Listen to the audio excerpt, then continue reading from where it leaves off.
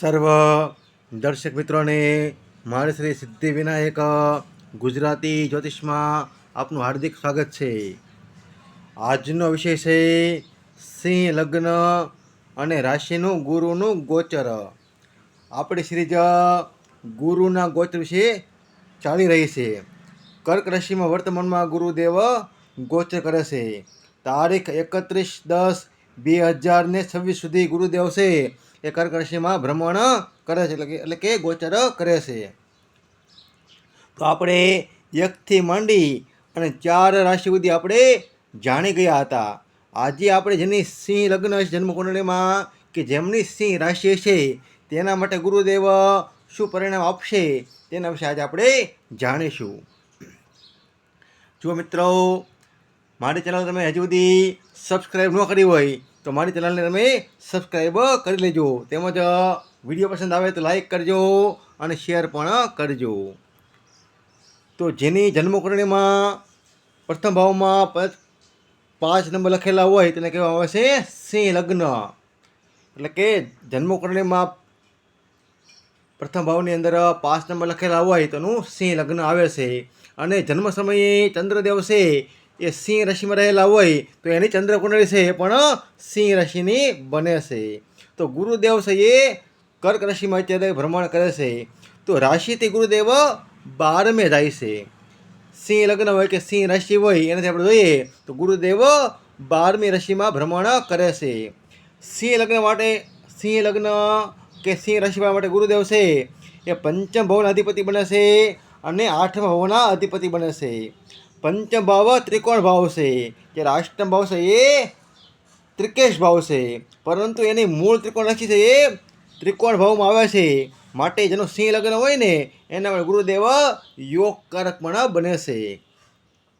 તો સિંહ લગ્નવાળા માટે ગુરુદેવ છે એ 12મા ભાવમાં ભ્રમણ કરે છે અને પંચમ ભાવના અધિપતિ છે અને અષ્ટમ ભાવના અધિપતિ છે। તો પંચમ ભાવના અધિપતિ હોવાથી ગુરુદેવ છે એ સમજી લો આ એક વિદ્યાર્થી કુંડળી છે। કોઈનું સિંહ લગ્ન હોય કે સિંહ રાશિ હોય અને એ લોકો વિદેશમાં અભ્યાસ કરવા માટે જવા માગતા હોય તો એના માટે આ સુવર્ણ તક રહેલી છે, કારણ કે પંચમ ભાવ છે એ વિદ્યા અને અભ્યાસનો ભાવ છે। તો એના માટે વિદ્યા અને અભ્યાસ વિદેશમાં સારા યોગ બને છે। વિદેશનો અર્થ એવો નથી કે અમેરિકા, ઇંગ્લેન્ડ, આફ્રિકા, ઓસ્ટ્રેલિયા જવું, અન્ય રાજ્યમાં જઈને અભ્યાસ કરવો એ પણ એક વિદેશ જેવું ગણાય છે। તો જે લોકો પ્લાનિંગ કરતા હોય કે મારે ઉચ્ચ અભ્યાસ માટે બહાર જવું છે તો એના માટે આ સુવર્ણ તક રહેલી છે। અને આ પંચમ ભાવ છે ને એ મંત્રનો છે, વિદ્યાનો છે, અને 12મો ભાવ છે એ રોકાણનો છે। તો અત્યારે કોઈ મંત્ર સાધના કરવામાં આવે તો એનું જમા અત્યારે થાય છે અને ભવિષ્યમાં એ ફાયદો આપે છે। આવી રીતે જેનું સિંહ લગ્ન હોય કે સિંહ રાશિ હોય એના માટે વધારે ફાયદો આપે છે। અષ્ટમ ભાવના અધિપતિ પણ ગુરુદેવ બને છે અને અષ્ટમ ભાવમાં જ ભ્રમણ કરે છે। તો જેનું સિંહ લગ્ન હોય ને એના માટે અષ્ટમ ભાવ છે એ આયુષ્યનો ભાવ છે। તો કોઈને એવી મેજર બીમારી હોય અને હોસ્પિટલમાં દાખલ થયા હોય તો એને અત્યારે મુક્તિ મળે છે, એવા પણ યોગ રહે છે, એનું આયુષ્ય વધી જાય છે, કારણ ગુરુદેવની દ્રષ્ટિ ત્યાં પડે છે। માટે સિંહ લગ્નવાળા હોય અને કોઈને કોઈ તકલીફ હોય, એમ લાગે કે આનું આયુષ્ય લાંબુ હવે નહીં રહે, તો આવા સમયે એનો બચાવ પણ થાય છે, કારણ ગુરુદેવ છે એ પોતાની 9મી દ્રષ્ટિ છે એ અષ્ટમ ભાવમાં પણ કરે છે।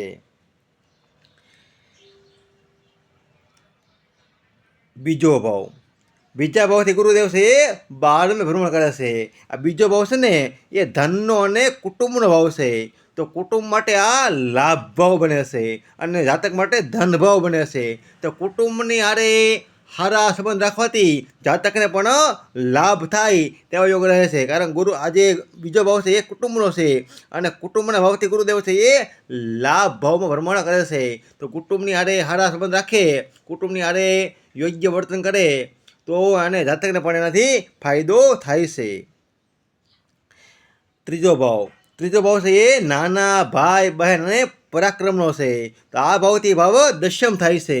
તો નાના ભાઈ બહેનનો વર્તમાનમાં સપોર્ટ લેવાથી, એની હારે સારા સંબંધો રાખવાથી એનો ફાયદો જાતકને પણ થાય છે, કારણ કે આ ભાવથી ભાવ દશમ ભાવમાં ગુરુદેવ ઉચ્ચના થાય છે. કારણ કે નાના ભાઈ બહેનને દશમ ભાવમાં ગુરુ ઉચ્ચના હોવાથી કર્મની અંદર પ્રગતિ કરે છે. તો આ વ્યક્તિ છે પોતાના નાના ભાઈ બહેનોનો સપોર્ટ લે, એનો સાથ લે, એની હારે હાર સંબંધ રાખે, એની હારે રહીને પરાક્રમ કરે તો એનો ફાયદો જાતકને પણ મળે છે. ચોથો ભાવ છે એ માતાનો ભાવ છે, અને આ ભાવથી ભાવ ગુરુદેવ છે એ ભાગ્ય ભાવમાં ભ્રમણ કરે છે. ચોથો ભાવ છે માતાનો છે, અને આ ભાવથી ભાવ ભાગ્ય ભાવ હતા. સિંહ લગ્ન સિંહ રાશિવાળા પોતાની માતાનું માન રાખવું જોઈએ, સન્માન કરવું જોઈએ. માતા જે કે એનું માર્ગદર્શન વર્તમાનમાં લેવું જોઈએ. માતા એમ કહે, કોઈ તમે સમજી લો, કોઈ કાર્ય કરવા માગો છો તો માતાની સલાહ અત્યારે લેવી જોઈએ. તો એનાથી જાતકને ફાયદો થાય છે, કારણ કે માતાનું ભાગ્ય અત્યારે વધારે સારું રહેશે, જેનું પરિણામ જાતકને પણ મળી શકે છે. આ પંચમ ભાવ છે એ વિદ્યા, અભ્યાસ, સંતાનનો, પ્રેમ સંબંધનો, શેર બજારનો વગેરે રહેલો છે.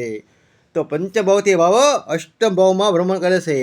વિદ્યા અભ્યાસ કરવા જવા માટે જાતકને વિદેશનો યોગ રહે છે. એ વાત અમે કરી હતી.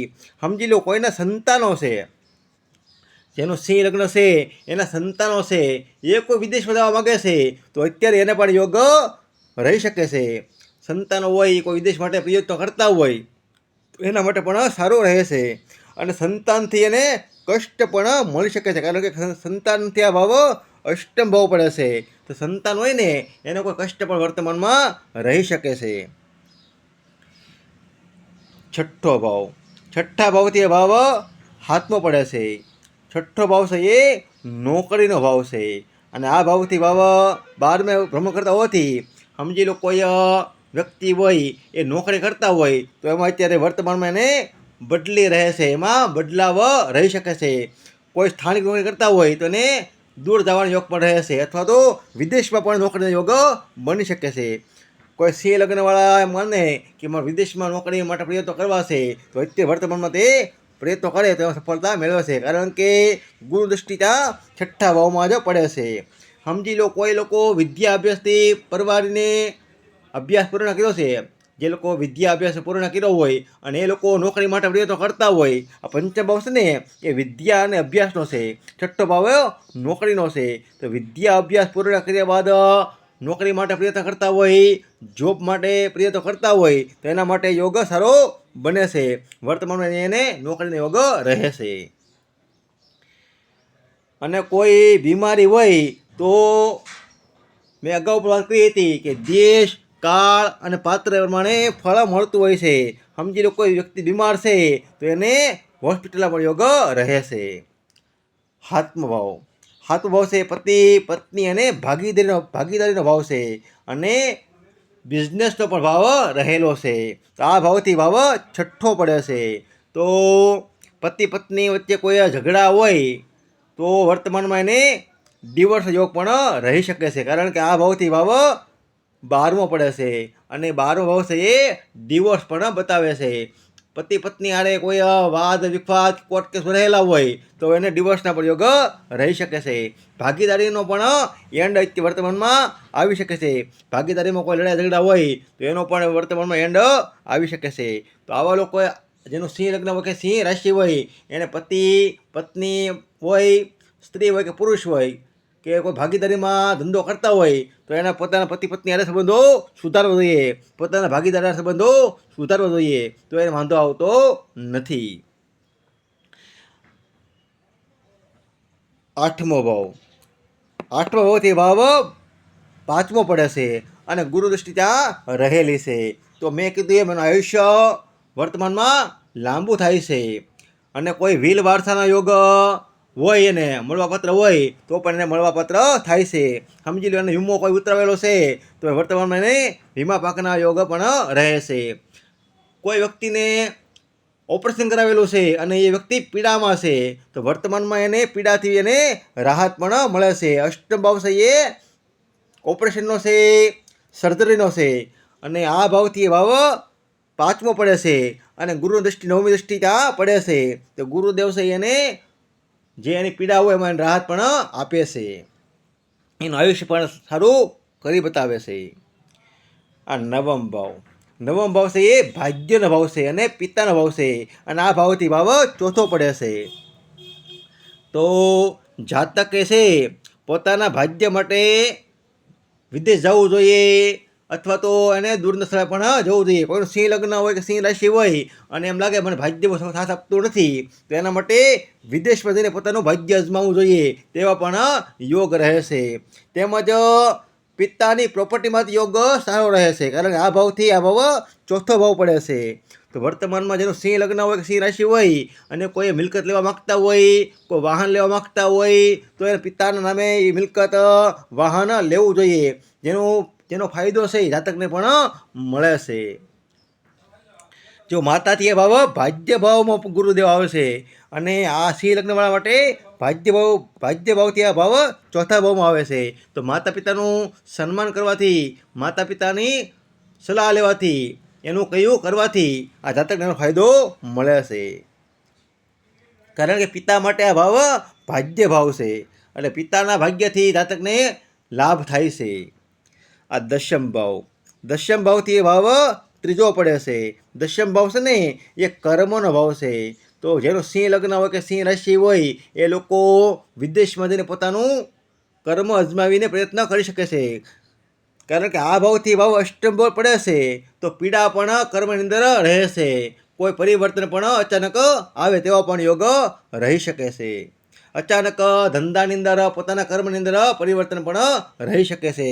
અને આ ભાવથી ભાવ લાભ ભાવ પણ થાય છે, તો અચાનક લાભના પણ યોગ રહે છે. 11 ભાવ, આ ભાવથી ભાવ બીજો ભાવ પડે છે, અને આ ભાવથી ભાવ સાતમો પડે છે. આ ભાવથી ભાવ દસમો પડે છે.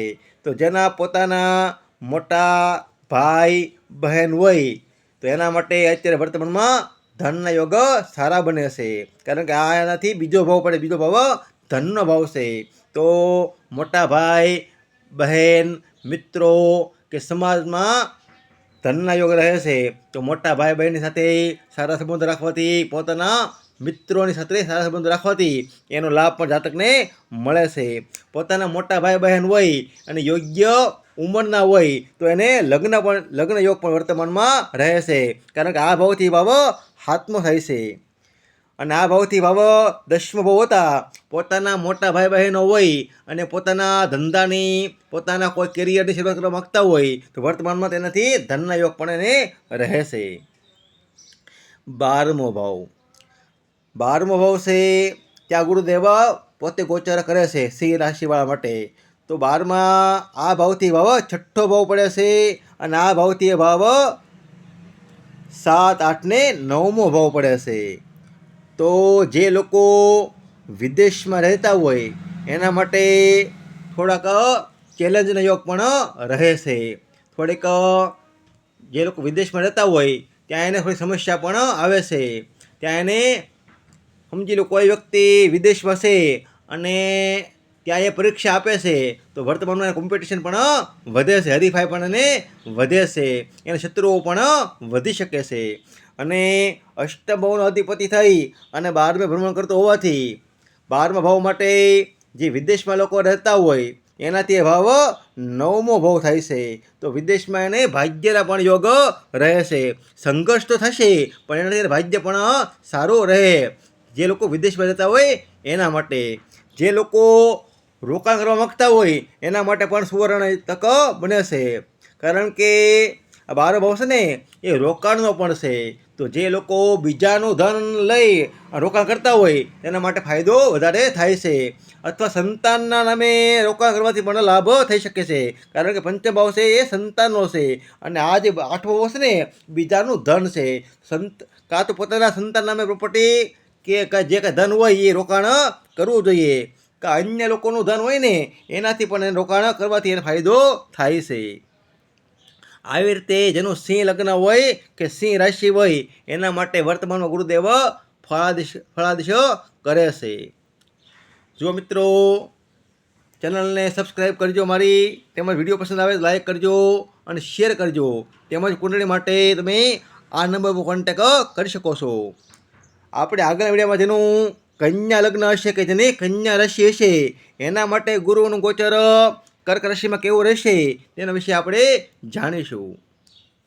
નમસ્કાર દર્શક મિત્રો, સૌને હર હર મહાદેવ.